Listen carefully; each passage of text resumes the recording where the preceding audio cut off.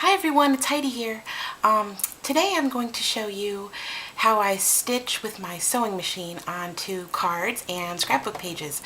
Today I'm going to show you how I stitch by using a card as an example, but I do also quite frequently stitch with my sewing machine onto my scrapbook pages. So the first thing I want to show you is how I store my threads. This is a box that came with the threads I have, which are by Sulky. They're Sulky threads, and the threads I have are, the majority of the threads I have are called Sulky blendable threads, and what they mean by that is, I'll pull one out of here so you can see it, is there's a few different colors on one spool. So this particular spool has greens and oranges and rose colors and golds. So these are blendables, and the colors just blend right into each other. And that's why they're called blendables. And these are by Sulky. These are beautiful threads. I love my threads. But I did want to show you how I store my threads. What I do is I keep them in this storage unit, slimline storage box.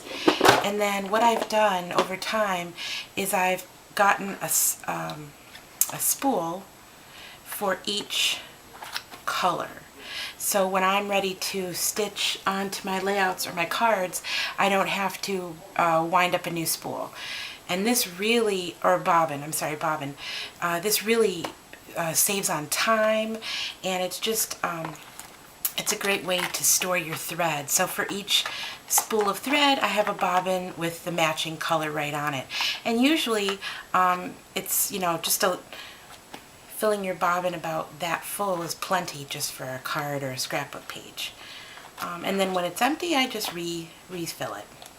So these are my my blendables, and I do have some other colors over here.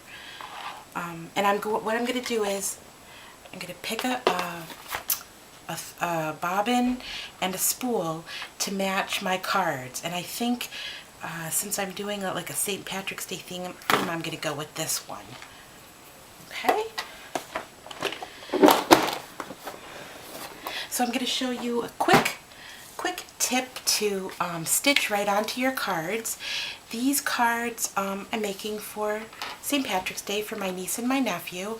I made a little leprechaun boy for my nephew and a little leprechaun girl for my niece. What I'm going to do is, well, let me first tell you, I used my Peachy Keen stamps, Wide-Eyed Kids Face Assortment to stamp their faces, and this is PK450, and this is what I used. These are the faces I used to stamp on my little girl leprechaun and my little boy leprechaun. And then what this is basically, it's the top layer of my card. So here's my card base right here, and then what I did was, this is the top, this is going to be the top layer, just like this. So I was able to put my ribbon on there, and then I'm going to take my thread and my sewing machine, and I'm going to stitch on this layer, and then I'm going to put my adhesive on the back and layer it right onto my card base, so you won't see any of the stitching on the back of the layer. So that's a quick and easy way of getting some stitching on your card and not worrying about the stitching showing through onto the inside of your card. Okay, so here I am all set up with my sewing machine. I've got my thread in my machine. I've got my card all set up. What I do typically is I will figure out where on my card I want to start. So for example, I'm going to start stitching right here. Then I'll lift my presser foot, put my card underneath, and kind of line it up about where I want my needle to start going in. And then I'll lower my presser foot. I have my sewing machine set on zigzag stitch. So what I do then is I hold the tail, the thread tail right here, I'll hold it so that it doesn't get wound up underneath my card, because that has happened, and that will create a big mess. So then I just start lightly pressing on my presser foot.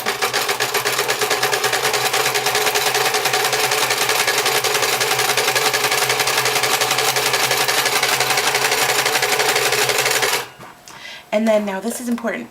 When you stop stitching and you're ready to turn your card, make sure your needle is through the paper. Because if your needle is through the paper, it'll stabilize your paper as you lift the presser foot to turn the card. And then I'll lower it again, lower my presser foot and start stitching.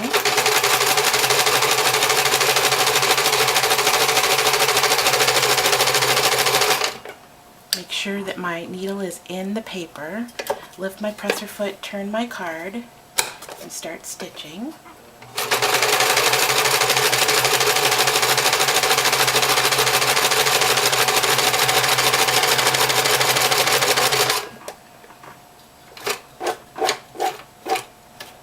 There we go. I just want to get a couple extra stitches in there. So then, once I've decided that I've stitched as much as I want to stitch, I lift my presser foot, making sure my needle is raised out of the paper, and then I have to wiggle my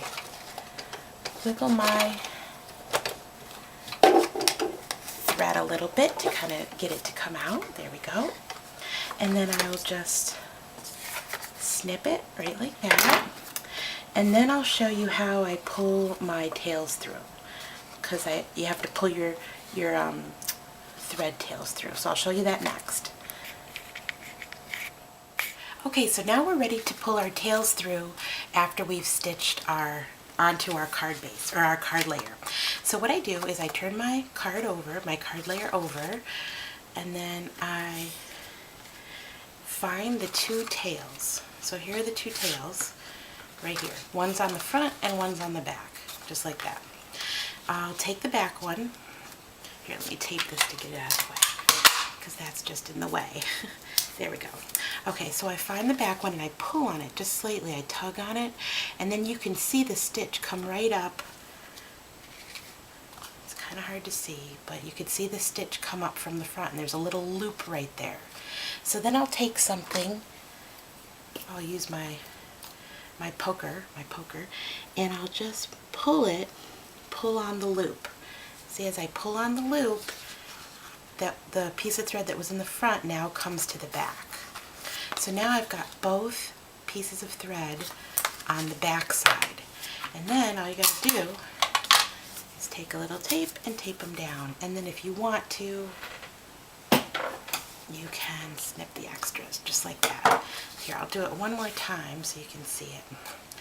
Alright, so we've got one piece of thread on the back and one piece of thread on the front, one on each side. You go to the back, you pull gently on the back piece of thread, and it makes the loop come up. There's the loop right there, and then I'll just put my poker in the loop, and I'll start to pull it, and you can see as I'm pulling it, it's going from the front to the back. I hope you can see that. From the front to the back, just like that. And now both pieces of thread are on the back. And then I just take a little piece of tape, tape it down, trim it, and this layer is ready to be placed on the card base. So then I'll take my card base and my layer,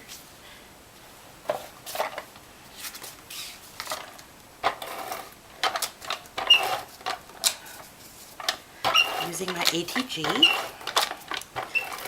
I'll put some adhesive on the back of my layer,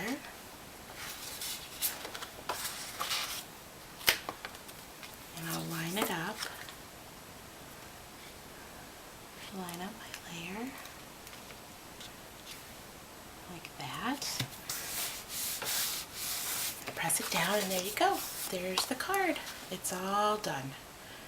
And as you can see, I've got the beautiful blendable, silky blendable stitching on the front, and it doesn't at all show on the inside of your card. The inside of your card is perfectly clean, ready for you to write your sentiment in. But you've got your beautiful stitching, you've got your ribbon, your stamp, and your little cutout, my little leprechaun girl. So there you go. There is my card.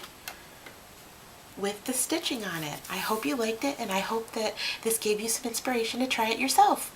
If you have any more questions or comments, feel free to give me an email, leave a comment on my blog. Thanks so much. See you next time. Bye.